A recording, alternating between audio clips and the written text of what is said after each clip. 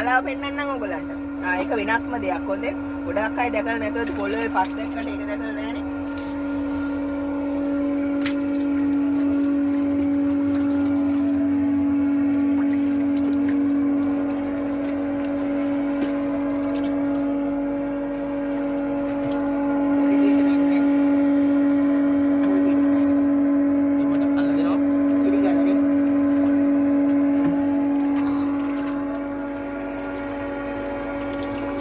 තියෙන්නේ. පේනව නේද? මේ ඔයගොල්ලෝ දැකලා නැතුව ඇති මේක දිලිසෙනවා ලස්සනයි ලයිට් එකට. පේනවද? හොඳට පේනවද? මේක තමයි මාලාව කියන්නේ. මේකට උඩින් තමයි ඉල්ලව තියෙන්නේ. මේ මාලාව. ඊට මේකට යට තියෙන පාරුගල. පාරුගල යට ඉන්නේ. පාරුගල යට මුකුත් නැහැ. පාරුගල උනා. ගෝල්ඩියටම තියෙන.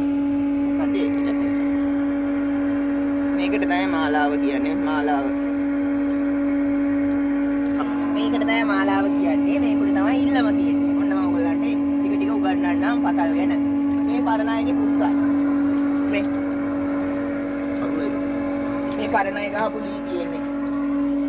මේවා ගලවගෙන අපි ඉස්සරහට යන්න ඕනේ ඉල්ලමක් හොයාගන්න. අමාරු වැඩක්. ඉතින් මේවා කපන්න ඕනේ. වෙලා යන්නේ ඒකයි ඉතින් වැඩ කරන්න.